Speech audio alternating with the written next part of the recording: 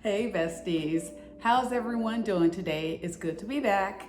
So I've been meaning for a while to publish this video, but I recorded it, I didn't like it, so I decided to remake it. Today's video, I'm gonna share with you about my March no spend challenge. And as I mentioned in a previous video, it went really well. It's something that I've been trying to do every year for the past couple years. And this year I was very successful. And as a matter of fact, I'm going into another no spend challenge for the month of June. So I figured it was appropriate for me to go ahead and kind of share with you all how I go about conducting a no spend challenge, and then hopefully to maybe inspire some of you to do the same, or maybe to spark conversation in the comments section if you've done a no spend challenge before. All right, so we're gonna go ahead and get into it. All right, so what is a no spend challenge? So basically, a no spend challenge is where you are making a commitment to yourself to only purchase essential items. And you're doing that for a set period of time. And so it's up to you how long you want to do a no spend challenge. Like I said, for me, I like to go for a month, but if you want to make that 1 week, 21 days or whatever, and we'll get into that here in a little bit, it's totally up to you. So for me, a no spend challenge means there are no shopping sprees, no coffee runs. Again, you're just committing to purchasing or paying for essentials. All right, so the first thing you want to do if you're going to start a no spend challenge is you want to set a start date for when you are going to begin. And then after that, what you want to do is figure out the duration. How long do you want to participate in the no spend challenge? And I think too, in preparation, you want to really sit down and figure out, what do you consider to be your essentials? I'll share with you all what I consider to be my essentials, but that may be different for you. And then what I will also say in preparation for your no spend challenge is try to look at some free activities. You know, if you're interested in going out and doing things and you don't want to stop having those types of activities, you're gonna have to shift them a little bit if it involves spending money. So I would say get on Facebook, get on, what's another one, Eventbrite, just to see if there are some free activities or events that are happening in your city, or maybe you'll want to venture out to another part of town. Okay, so let's talk about how long should you do your no spend challenge. Everybody is going to be different. And when I hear people talk about conducting a no spend challenge, a lot of times the duration they set is for 1 month. And I think that is a significant amount of time. I believe that if you're kind of haphazard about your spending, or if you overspend quite a bit, a month may be a tall order. So you may want to start out with just a month, or even if you want to say Monday through Friday, I'm not going to dine out. I'm going to make my lunches and bring them into work. I'm gonna make my coffee at home, or what have you. But you want to try and be realistic. I know for me, I kind of fall into the category where I just kind of spend money because I'm like, I have the money, I'm good for it. But for me, a month is really a good time for me to practice that discipline. So I go for a month, and like I said, so far it's been highly successful. All right, so figuring out your why for doing a no spend challenge is important as well, and thinking about what is it that you're going to get out of it. So for me, I like that the money that I am usually spending on non-essentials, I'm able to keep that money and put it into my savings account, or rather not see it leaving outside of my account. So that's one of the benefits that I like to see, and that's one of my whys. Another one is to really be intentional about breaking bad spending habits. For me, I'm gonna just be totally transparent. I love to shop online, mostly on Amazon. It's ridiculous. It's like every other day is my birthday or Christmas.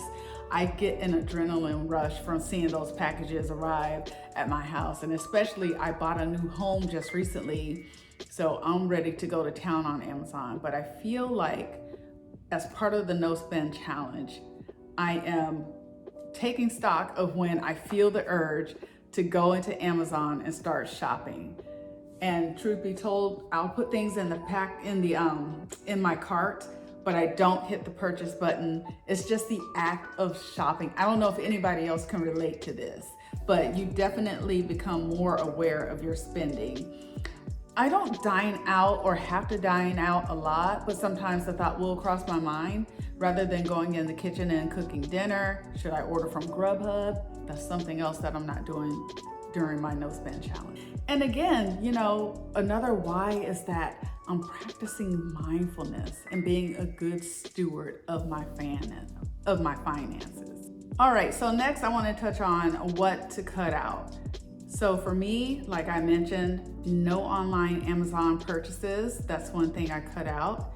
No dining out, no ordering from Grubhub or going to sit down and dine in. None of that. My Starbucks coffee runs has to come to a stop during my no spend challenge. And those are some of the things that I consider my non-essentials. Now, another thing that you may not think about is if you have subscriptions that are going out on a monthly, weekly, whatever basis, you may want to take a look at those to see, okay, are they really essentials? And if they're not, maybe you cut those off and you stop having those subscriptions being fulfilled because it's taking money out of your account for things that are not essential. Another thing is entertainment. So if you go to the movies, if you go to sporting events, that kind of stuff, I would suggest cutting it out during your no spend challenge. Okay, so what are essentials? So for me, things like your rent or your mortgage, your car payment, groceries, if you have medications that you need to pay for, those are essentials, as well as your utilities, all that stuff that comes along with just living your day-to-day life. So you want to keep paying your bills during your no spend challenge. And then also, let's see, did I mention transportation? So you may not have a car payment, but if you catch the bus, if you take Ubers, in my opinion, those are essentials. All right, so next, again, it kind of goes back to figuring out your why, but also what is your motivation for conducting a no spend challenge. One of my motivations this go around for the month of June is because there are some enhancements that I want to make to my home, and I don't want to whip out my credit card and pay for that. And so what I'm doing is, over the month of June, saving up enough so that I can go ahead and pay cash for the work that I want to have done. So that is one of my motivations. Another one is to make sure that I'm keeping my spending habits in check.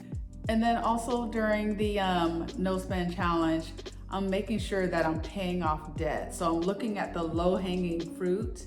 And so whatever monies I would normally have going out on non-essentials, my plan is to put that towards the, let's say, credit cards that I can go ahead and either get paid down significantly or that I can completely pay off. Okay, so let's talk about some more how you can prepare for your no spend challenge. So one of the things that I like to do is meal plan, and that removes the temptation that I would have to order from Grubhub or that I would have to go dine out or pick something up from the drive-through. If I meal prep or meal plan, that way I know what it is that I'm going to be preparing and having for the month. So that works for me. And another hack that I really like to use is going to Costco and purchasing some of their prepared meals. So those normally last me, and I have my daughter here now, about a couple weeks. So I'll be good to go there every 2 weeks. I'll go and pick up, let's say, a chicken fettuccine, enchiladas. They have all kinds of really great meals. So both Sam's and Costco. And you could do that at Walmart too. They have the pre-made salads, and I love to take those for lunch. All right, so another thing that I've done is because, Amazon kind of has me in a chokehold, what I've done is removed the app, the shortcut from my home screen, so I don't even see it. And if I want to go into Amazon, what I have to do is go to the Play Store and access it from there. So it's those extra steps that sometimes I'm just kind of like, no, it's not just the click of one button. going through those extra steps, I found has been a really great deterrent to keep me from just going into Amazon and shopping. And then another recommendation I have is to stock up on your essentials. So again, buying your food ahead of time, if you have toiletries, it's better for me if I can limit the amount of times that I have to go to, say, a grocery store or a super Walmart, super Target, Costco, or whatever. If I can go ahead and purchase the essential items that I know that I'm going to need, then that will prevent me from going into those places and maybe facing temptation. All right, so the next one is, should you tell anyone that you are doing a no spend challenge? I know for me, I like to move in silence on most things, especially if it's something that I'm wanting to accomplish. So I kind of keep it close to my vest. And then after I've completed the no spend challenge, that's when I'll tell people, oh, you know what? Last month when I couldn't join you for brunch or whatever, it's because I was doing a no spend challenge. And a lot of times people either have heard of that or they're intrigued to know how you went about doing that. So that is my preference. Now for you, you may want to have someone that you can have hold you accountable. So if you need an accountability partner, there's some really great sites on Facebook or Facebook pages that are entitled No Spend Challenge, and they really get into helping each other, providing that support to keep them on track with their no spend challenge. So you can either move in silence, or if you need an accountability partner, then feel free to share. It's totally up. All right, so finding support, again, I will list some of the Facebook pages that I came across that I found to be helpful. I didn't say too much, but I kind of peeped in and saw what other people were posting. And that was enough to keep me motivated to stay on my no spend challenge. Again, like I said, I moved in silence. I don't tell people around me what I'm up to until it's done. So Facebook, TikTok, they also have some Slack channels that are dedicated to no spend challenge. And then for me, a source of support was just to focus on my intention and to stay focused on my motivations behind why I wanted to do the no spend challenge. I did the no spend challenge in March because I knew that I wanted to purchase a home and I wanted to cut down on my spending, and I did just that. So just kind of keeping at the forefront of why you're doing it. What is your intentions? What are your anticipated outcomes? Is another way that you can support yourself in staying committed to your no spend challenge. All right, y'all. So that is all I have for you concerning the no spend challenge. I'd be curious to know if you're going to try and participate in a no spend challenge. If you are, would you care to share how long are you going to do it for? What are some of your motivations? Have you done a no spend challenge in the past? I would be interested to know, and I'm pretty sure the community out there would be interested to know as well. So if you've stayed with me this long, thank you so much for watching. I hope you will continue to tune into this channel as we'll talk about other topics that are not only helpful to the 50+ community, but also to those who are younger. All right, y'all, so take care. I'll see you in the next one. Bye.